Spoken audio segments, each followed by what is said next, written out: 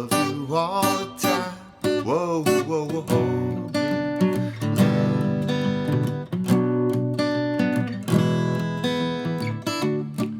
Hey everybody, welcome to MT Guitar.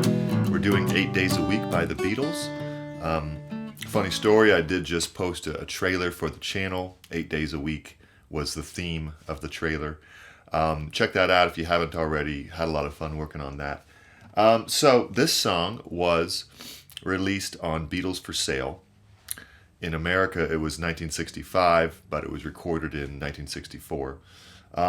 And the story behind this is that Paul was basically getting a ride from his chauffeur and asked him how it was going. And the chauffeur said, well, it feels like I'm working 8 days a week. So Paul thought that's a great idea for a song. So he went to John's and they wrote it in typical Lennon-McCartney fashion in a couple hours.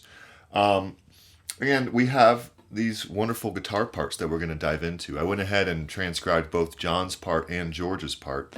And of course there's the iconic intro. And that is played on a 12th string, but we can get away with a 6-string guitar on this as well.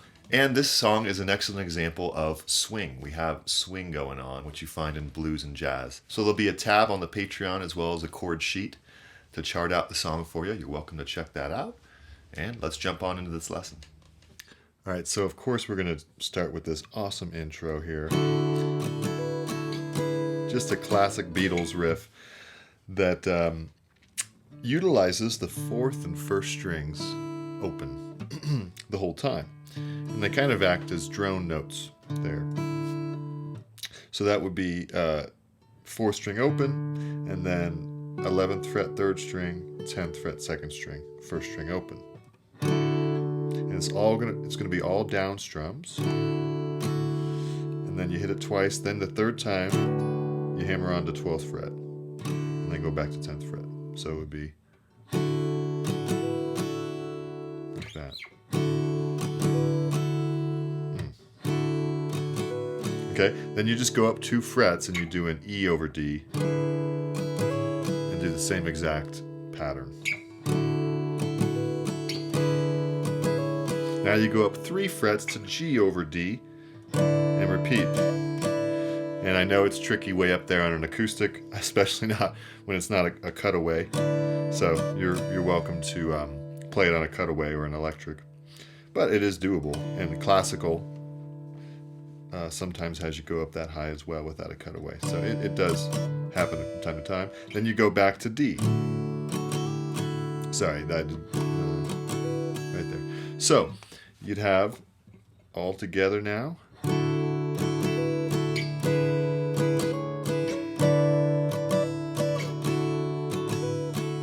Okay, a symmetrical pattern up 2 frets to E, up 3 frets to G. The reason we say over D is because the D string acts as the bass every time. Okay, so that is done on a 12th string.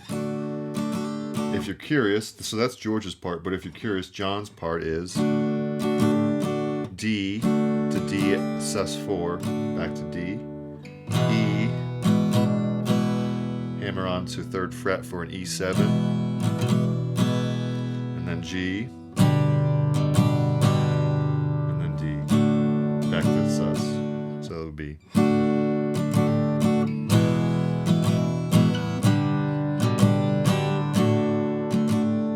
Okay.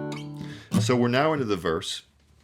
Really, once you've done that, you've done pretty much the hard part. The song is quite doable. We just have mainly 4 chords in the entire song. Actually 5 if you count the B minor. But really nothing too crazy. And the string pattern is quite simple too. So D chord. And John, at least most of the time, does a real down heavy rock and roll strumming pattern where it's very down heavy. Okay, and then E, down, down, up, down, and there's a swing to this song. So down, down, down, up, down, up. Then the G, the kind of G with all 4 fingers, down, down, down, down, and then a D. D, again with the down, down, up, down, up. So let's try that. The second and fourth downs of the D, we want to make a little more emphasized because it's the backbeat. So.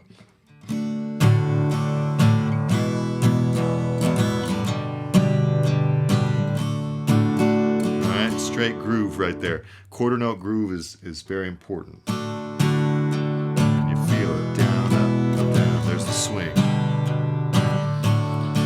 So strumming a song with feel and groove is very, very important, especially for the Beatles. And they studied a lot of the greats, you know, like Chuck Berry and Little Richard and all those people who were doing that with their music as well. All right, so that's the verse. That happens twice, right? And then after that, we'd have a pre-chorus, which is only 4 bars long, but it would go B minor. And we'll go actually down, down, up, down, up, and then G. Back to B minor, E. Down, down, up, down, up. That's the entire pre-chorus. The chorus, which is also only 4 bars, is just exactly the same as the verse. Ooh, I need your love, 8 days a week. All right. Now I mentioned I'd show you both John and George's part. So we've covered John's part, really great rhythm part. John, you know, amazing rhythm player. George, amazing lead player, right? So we've got a totally different part. It's really awesome.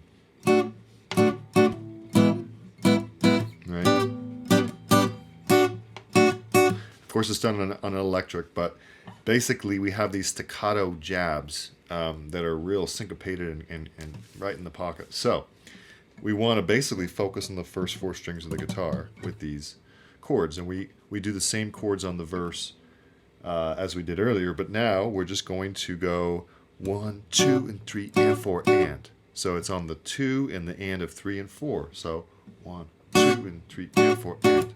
And of course, we're swinging this, right? So 1, 2, 3, and 4, and. So it's quite bluesy. Then an E chord, same thing. Just focus on the first 4 strings. 1, 2, 3, and 4, and. Okay. G, but we want to think of it as only the first 4 strings of an E bar chord. So you could finger the whole chord, but you might as well just go. All right. 5, 4, 3, 3. 1, 2, 3, and 4. And back to D. Again. See how I'm muting it immediately after, and that's called staccato. Really good to learn that if you're going to do anything with lead, because a lot of times we really do want things to mute. Right? It creates a sort of bouncing rhythmic effect. And for the other sections, he pretty much just lets the chords ring out, like the pre-chorus. I think he has a volume pedal, right? And he's just kind of letting it ring out. But then he goes back to that for the chorus. Okay, so that's the verse, pre-chorus, and chorus. Then we would have another verse, pre-chorus and chorus, right? And then we would have a bridge. So the bridge is A. We're going to go down, down, down, up, down for every bar. A, B minor, and you hold the B minor out for 6 beats. So I love. Okay, then you go up, down, up into the G, into the E, sorry. G, A. Okay, that's the bridge. Pretty easy, right? That B minor is pretty cool. I love you. 8 days a week. It's not enough to show I care. Okay, then we're back into the 3rd and 4th verse, leading into a bridge again. So we really learned the whole song. Let's play through the form.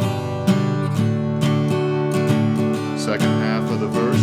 Sorry. It's hard to talk at the same time. All right, here's the pre-chorus. G, B minor, E, D, E. This is the chorus. So let's act like that's the second verse. 8 days. So sorry. Shoot. Now B minor, we hold it right there. I was supposed to strum that A chord, but I forgot. Sorry. Here's back to the verse, and then you have a third and fourth verse and chorus and bridge. Then you would end the same way as the intro.